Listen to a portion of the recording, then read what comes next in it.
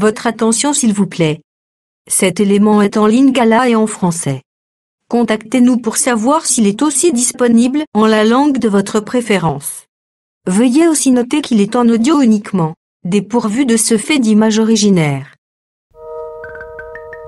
Christ Equality Foundation. Œuvre évangélique internationale. Ensemble avec l'homme de Dieu, le docteur Jean-Pierre Moubenga, ministre de l'Évangile éternel, Vous présente aujourd'hui la rubrique Pasteur et thème. Tous les enseignements du docteur Jean-Pierre Moubenga sont disponibles sur christequality.com/jpmoubenga.html. Bonne édification au nom de notre commun Seigneur et Dieu Jésus-Christ. Amen. Puissant de Jacob, que nos cœurs soient disposés devant lui et que nous attendions chacun quelque chose de sa part. Est-ce que nous croyons à cela, frère? Amen. Lorsque tu viens à l'église, ne t'attends pas seulement à la connaissance. Attends-toi aussi au miracle de Dieu. Tu es un humain, tu es encore dans la chair. Il y a beaucoup de problèmes. Tu as besoin que Dieu t'assiste. Il t'assiste dans l'église. Ce jour-là, lorsque Pierre et Jean passaient, ils devaient entrer dans le temple. Ils ont trouvé cet impotent. La Bible dit que Dieu attendait à ce qu'ils reçoivent quelque chose d'eux.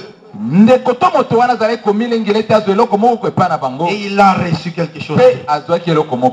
S'il n'avait pas reçu de l'argent, mais il a reçu un certain miracle. Je ne sais pas. Qu'est-ce que tu es en train d'attendre ici? Ce soir, ton cœur est où?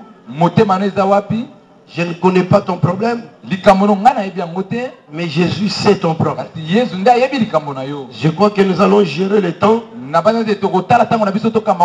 avons peu de temps, juste pour avoir un peu de temps de prier.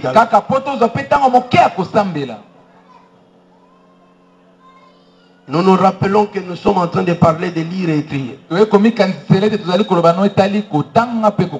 Nous avons cadré ça en disant qu'il y a deux écrits.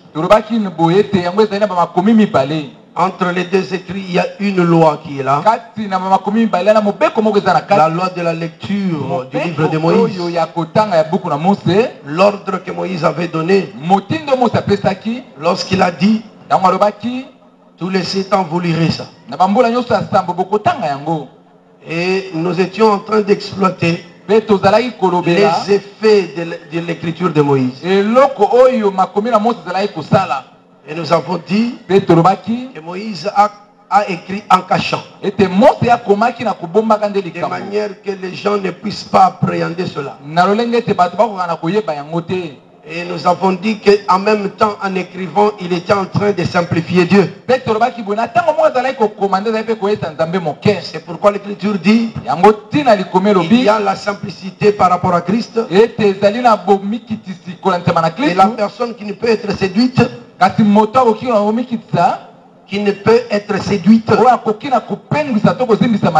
c'est celui qui ne va pas loin de cette simplicité. C'est Paul qui a dit ça dans le livre de Corinthiens.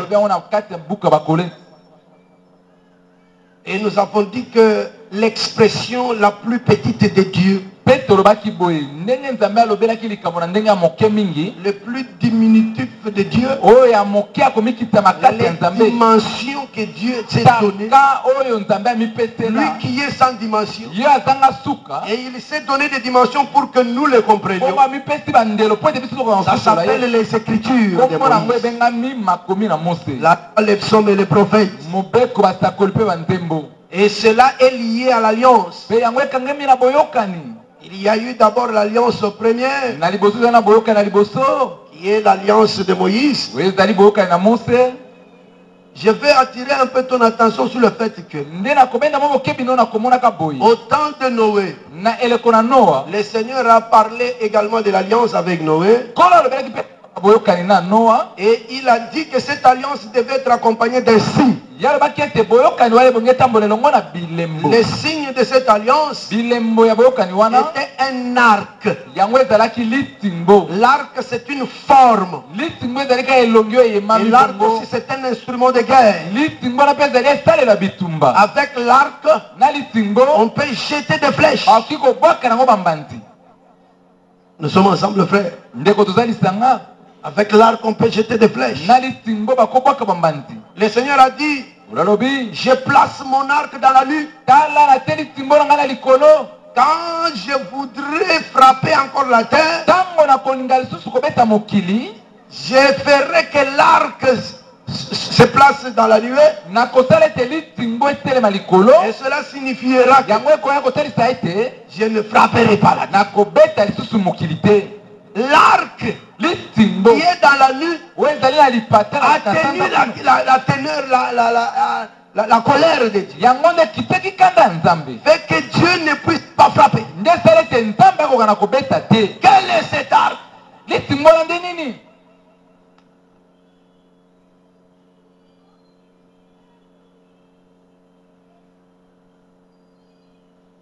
Parce que l'évangile éternel, ce n'est pas la répétition des Écritures. Il faut en avoir la pensée qu'avait Dieu.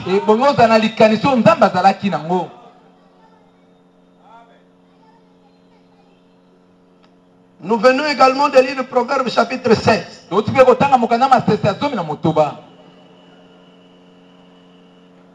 L'Écriture dit ceci. D'abord, nous exhortons aux gens qui coopèrent avec Lucifer. Nous disons que le méchant ne restera pas impuni. Tu peux faire des complots comme tu veux. Tu peux décider à faire tout ce que tu veux faire. Tant que tu le fais dans la méchanceté, tu ne resteras pas impuni. C'est Proverbe que nous venons de lire, chapitre 11. Est-ce que vous avez écouté ça? Si Jésus est Dieu et qu'il est monté sur la croix de Golgotha, il a répandu de son sang. Tu peux faire l'hypocrisie comme tu veux. Tu seras puni et tu iras en enfer si tu ne te convertis pas. Quel que soit ton rang.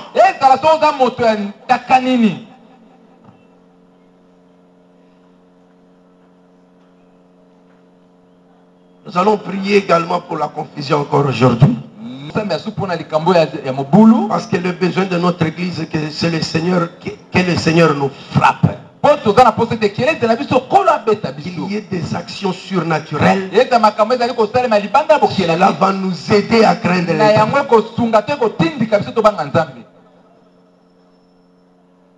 Et nous savons que nous allons parvenir. Nous allons demander aussi aux gens que nous respections un peu ces lieux. Les gens qui étalent aussi les lits pour les serviteurs de Dieu, qu'ils l'étalent un peu de ce côté. Et ici, ça reste comme ça. Aussi les gens qui mettent leurs choses derrière ici. Ce n'est pas un lieu pour cacher les choses. Ne mettez plus vos choses là.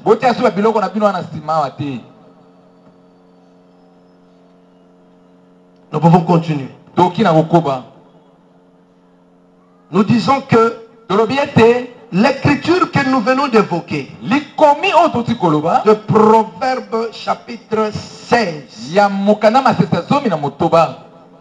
tout en rappelant que nous étions au niveau de la pluie de la première saison. Et nous avions déjà démontré que la pluie, c'est un fils. Et quand nous disons c'est un fils, c'est que c'est un homme. Vous avez vu comment Job a parlé. Job a dit, les gens espéraient en Job comme on espère à la pluie. Donc, Job était devenu une pluie. Et nous avons dit que le pluie a un père.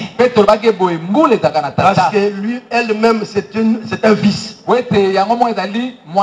Nous avons appelé également la parole.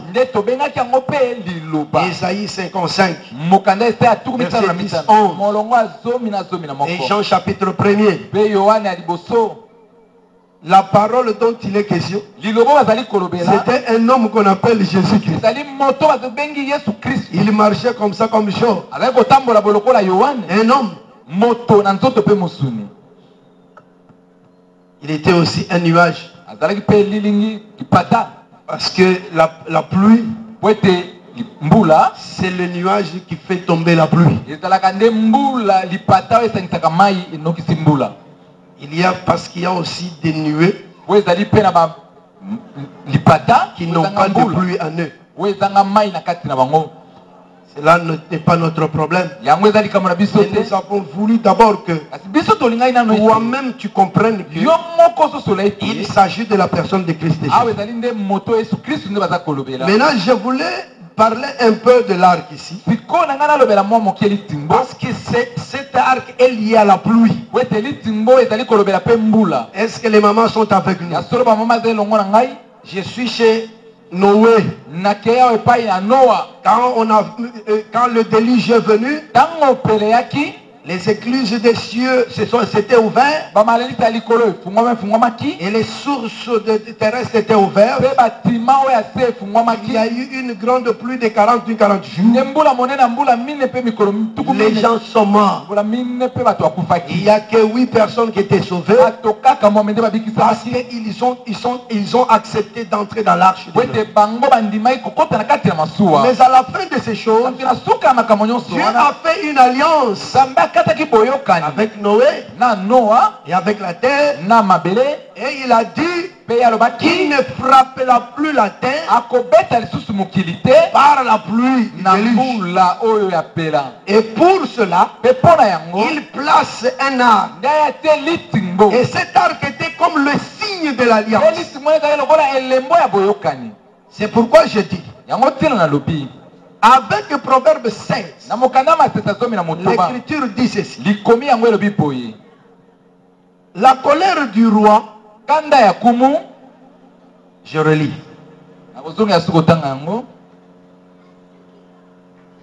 La fureur du roi est un messager de mort. Je vais faire une comparaison directement aussi avec Job là.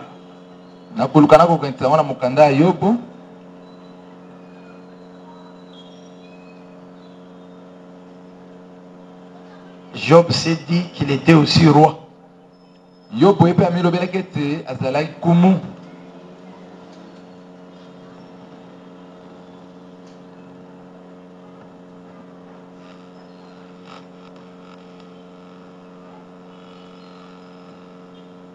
Le verset 25, il dit: j'aimais aller vers eux. Et je m'asseyais à leur tête.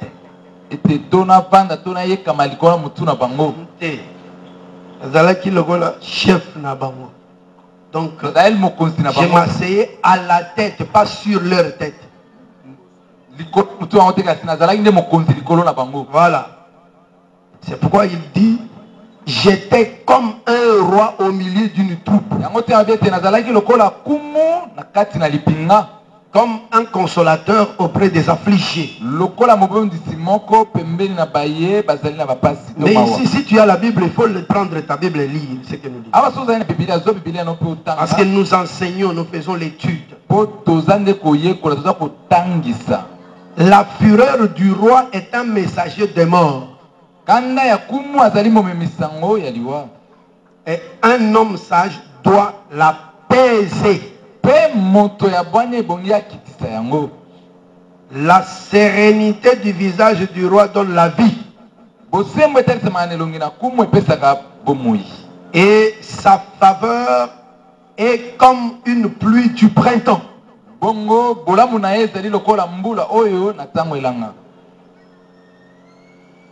Peut-être vous ne le remarquez pas vite. Il y a un temps qu'on appelle la fureur du roi. Lorsque le roi est furieux. Et il y a un autre temps où le visage du roi est serein. Sérénité du visage du roi. Job répète toutes ces choses ici. Je reviens dans les textes de Job. Il dit, je leur souriais quand ils perdaient courage. Elle ne pouvait chasser la sérénité de mon front. Le roi dont il est question, c'est Job. Lorsqu'on dit la colère du roi, c'est un temps. Et il y a l'autre temps de la sérénité du visage du roi. Job nous révèle que lorsque le visage de Job était serein, c'est que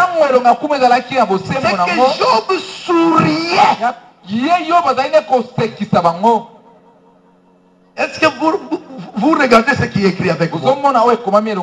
Il dit, je leur souriais quand ils perdaient courage. Donc,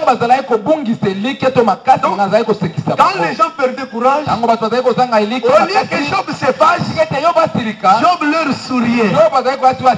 Et ce sourire-là, c'est ce qu'il interprète que c'est que le visage de Job devient serein. Parce qu'il confirme en disant, et l'on ne pouvait chasser la sérénité de mon front.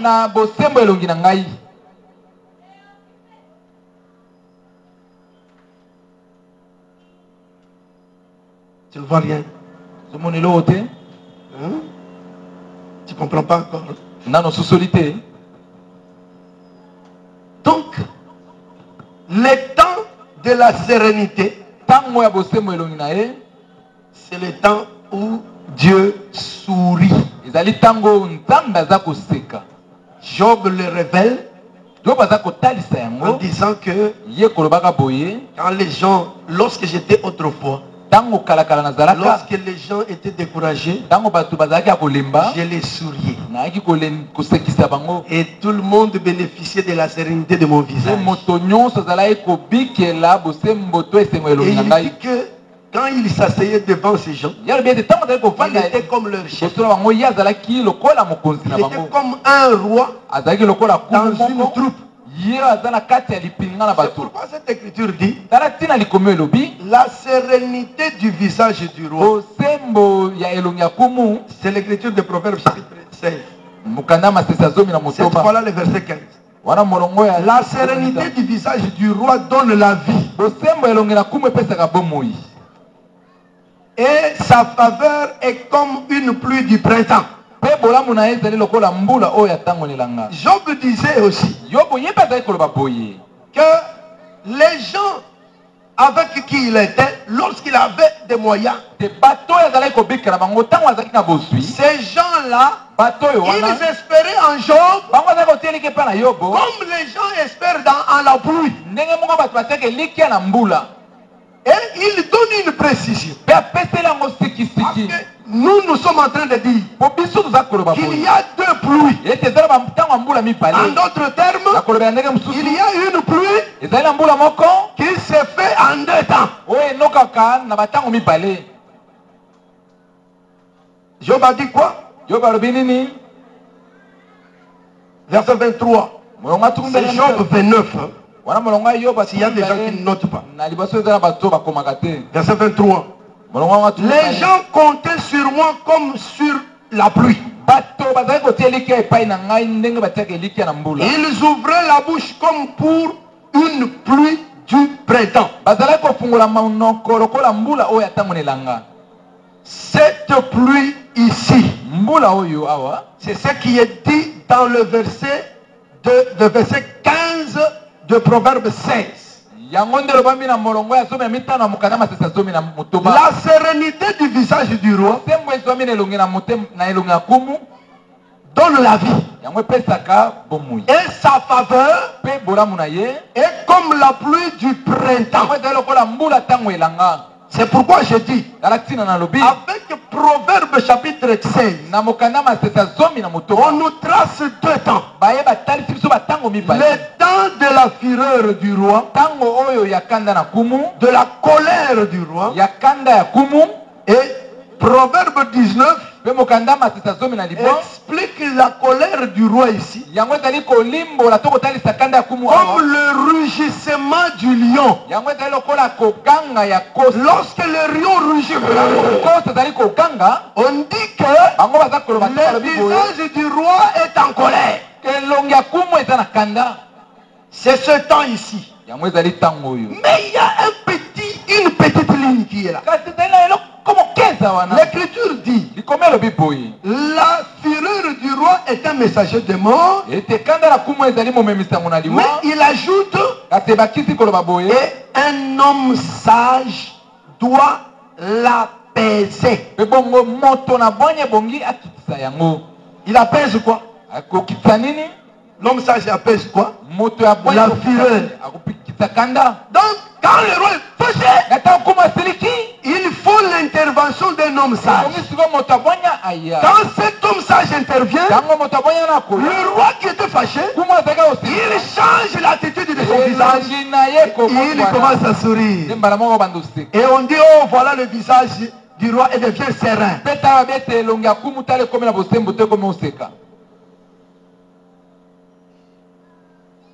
Donc entre la fureur et la sérénité, il y a l'intervention de l'homme sage.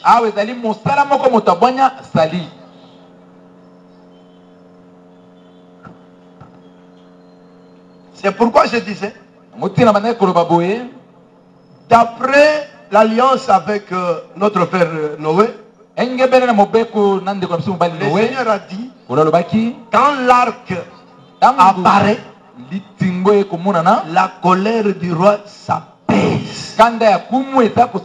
Dieu ne les frappe plus. En d'autres termes, cet arc ici, c'est cet homme-ci sage. Parce que l'arc a la mission d'apaiser la colère de Dieu. Exactement comme l'homme sage doit intervenir pour apaiser la colère de Dieu. Voyez ça, n'est-ce pas? C'est ça le grand dessein de la scène de Dieu. Il y a une branche qui explique la fureur du roi. Et il y a le milieu qui est l'intervention de l'homme sage. Et de l'autre côté, le roi qui était fâché, il devient souriant. Et quand le roi est content, il fait des doses.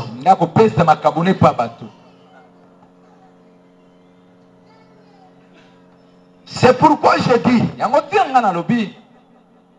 lorsque le visage du roi est serein, d'après Job et d'après Proverbe 16, cela est comparé à la pluie appelée du printemps.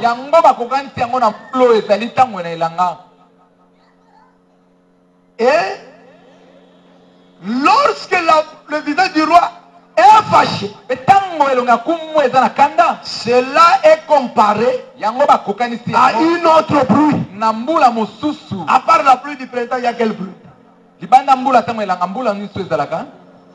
Les frères, ça c'est la géographie. Les deux grandes pluies, nous avons lu ça dans Jérémie, nous avons lu ça dans Deutéronome chapitre 11. Il y a la pluie qu'on appelle pluie de la première saison.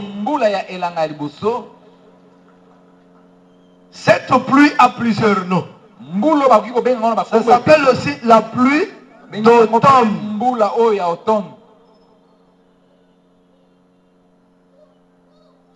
La pluie d'automne. Et la seconde pluie, la pluie de la seconde, l'arrière saison.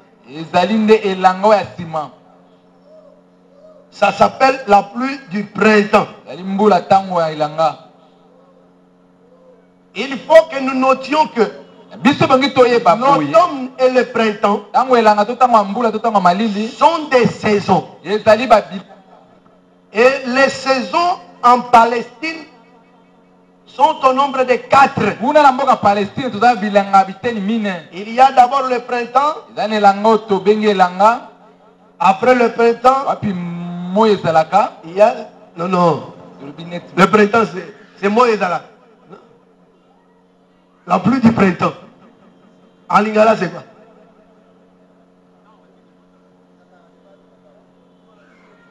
Dis seulement printemps.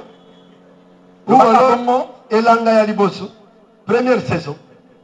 C'est la première saison. Elanga Liboso. Eh non. Printemps, c'est pas la première saison. Première saison, c'est automne. C'est la seconde saison. Après cela, il y a l'été. Juste après l'été, vient maintenant la seconde pluie, automne. Après automne, il y a hiver. Donc nous avons printemps, été, automne, hiver. Toutes ces choses sont dans les Écritures. Et les Écritures en parlent, elles ont une interprétation.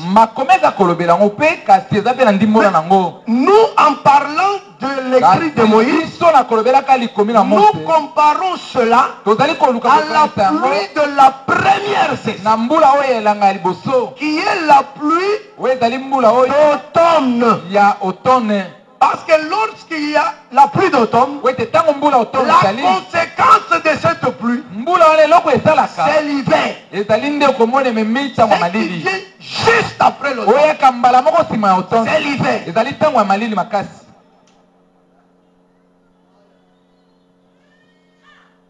Et vous allez comprendre que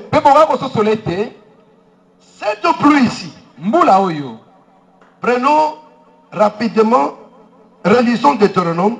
Nous allons arrêter bientôt parce que nous allons prier un peu. Deutéronome 11.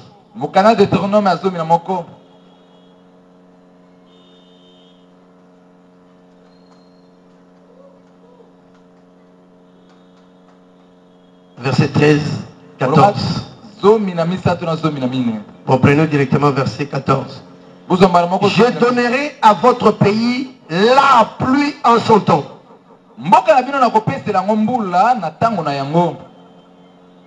La pluie de la première et de l'arrière-saison. Et tu recueilleras ton blé, ton mou et ton huile. Lorsque vous avez la pluie de l'arrière-saison, vous avez le blé, le mou et l'huile. Remarquons un peu dans Zacharie chapitre 10.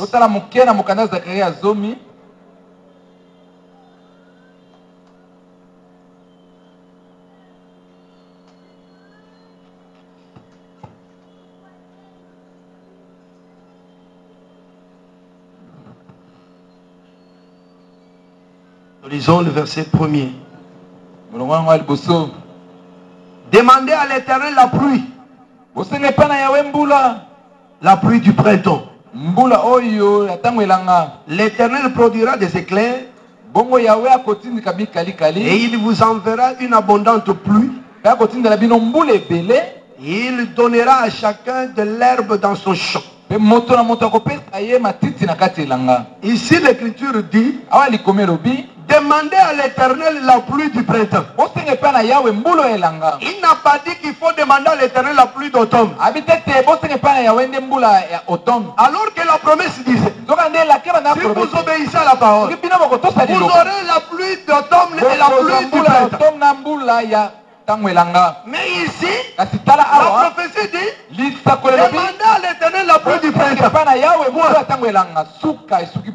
Pourquoi il dit ça? D'abord, vous devez savoir que cette demande ici ne s'adresse pas à nous. Le Seigneur parle à Israël. Et pourquoi il parle ici à Israël? Parce qu'il sait que Israël avait déjà une pluie. Et il ne reste qu'une seule pluie. C'est pourquoi il dit, comme vous avez la pluie d'automne, demandez seulement la pluie du printemps. Et vous aurez le goût de blé et l'huile.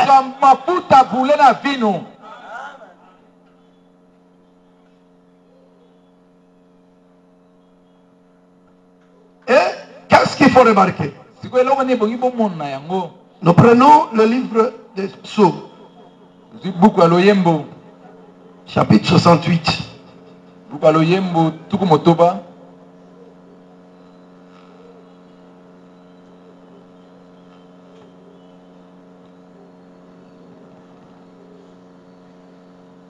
Nous commençons le verset 8. Nous descendons jusqu'au verset 10. Oh Dieu, quand tu sortis à la tête de ton peuple, quand tu marchais dans le désert, pause. Oh, il faut dire pause, c'est l'écriture. Ok. La terre trembla, les cieux se fondirent devant Dieu. Le Sinaï s'ébranla devant Dieu, le Dieu d'Israël. Tu fis tomber une pluie bienveillante, ô Dieu. Tu fortifias ton héritage épuisé. Est-ce que nous sommes ensemble, frères? J'ai dit ceci, que Israël avait déjà bénéficié d'une pluie, qui est la pluie d'automne. Et je vous ai dit que la pluie d'automne, c'est la première saison. Cette pluie est comparée à la fureur du vent.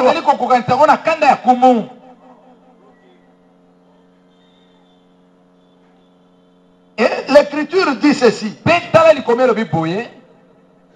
Lorsque cette pluie tombe, lorsque le visage du roi est furieux, c'est tout un messager. On appelle le messager de la mort. Et le messager de la mort s'appelle Moïse. Parce qu'il est l'auteur du qu'on appelle ministère de la mort ou ministère de la condamnation.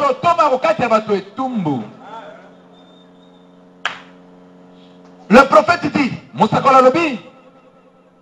je vous ai donné la loi Il appelle ça un roi. Dans ma fureur.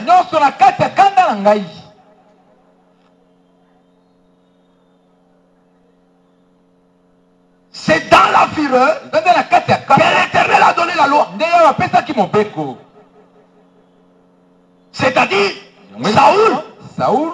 Parce que lorsque le peuple est venu, Dieu avait déjà prophétisé ça. Il a dit, quand vous aurez envie d'un roi, lorsque les sentiments vous monteront, et que vous diriez, donne-nous un roi. Comme toutes les nations. Et lorsque le temps est arrivé, ils ont suivi la même formule. Et Samuel n'était pas pour. Il y a eu un combat là-dedans. Quand le peuple a demandé le roi, Samuel s'est étonné. Oh frère, qu'est-ce que vous voulez? Samuel a commencé à prier pour le peuple. Dieu s'est fâché. Il a dit, qu'est-ce que tu fais, Samuel? Allez, donne-leur ce qu'ils cherchent. Est-ce que vous êtes avec moi? Dieu ne leur a pas donné la loi dans son sourire. Il leur a donné la loi dans la colère. Deutéronome 15 appelle ça donner à regret. Dieu a fait cela. Lorsqu'on donne à regret, c'est qu'on n'a pas donné. On ne veut pas donner. Comme on le dit à Lingala,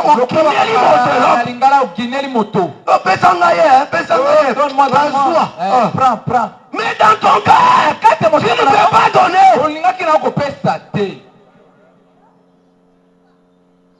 Dieu a fait ça. Il a donné à regret. Nous arrêtons là parce que nous allons revenir là. Pour que je vous explique bien la mission de la pluie de la première saison. Dans la nature, c'est facile. Quand cette pluie de la première saison marche avec les semailles. Elle marche avec les semailles. Lorsqu'on jette un grain en terre, la loi de la semence dit le grain de blé qui tombe en terre, s'il ne meurt, il ne produira pas. Qu'est-ce qui va aider la semence à mourir? C'est la pluie. Mais ce n'est pas la pluie du printemps, c'est la pluie d'automne. C'est ça son travail. C'est une pluie qui vient pour tuer. Elle tue afin que la semence se produise. C'est pourquoi je vous ai dit, Moïse, quand il tue, il ne tue pas comme Satan. Il a une mission bienveillante dans les programmes divins. J'arrête là. Nous allons continuer par la grâce de Dieu demain. Et je voudrais que tu ouvres encore ta Bible avant de prier dans le livre des psaumes 31. Je ne sais pas si je vous ai déjà donné ce verset, mais je vous donne le psaume 31 dans sa totalité. Vous le lirez à la maison. Nous nous mettons debout pour la prière. Merci d'avoir suivi ce message et que Jésus-Christ vous bénisse. Si vous avez une question à l'intention de l'homme de Dieu, si vous voulez que l'homme de Dieu prie pour vous, si vous voulez vous confier à l'homme de Dieu, ou si vous voulez tout simplement bénir l'homme de Dieu, contactez-le directement si ses coordonnées sont disponibles depuis sa page. Sinon, contactez-nous et nous lui transmettrons vos préoccupations. N'oubliez pas de faire un tour à notre page évangélisation pour voir en quoi vous pouvez vous rendre utile à Christ par cette œuvre. Que Dieu vous bénisse tous. Amen. christquality.com. Les cieux en un clic de la souris. Évangile-éternel.com, le site de l'évangile éternel. Christ Equality Fondation, équilibrer la manne ramassée dans le désert de sorte que chacun ait un numéro.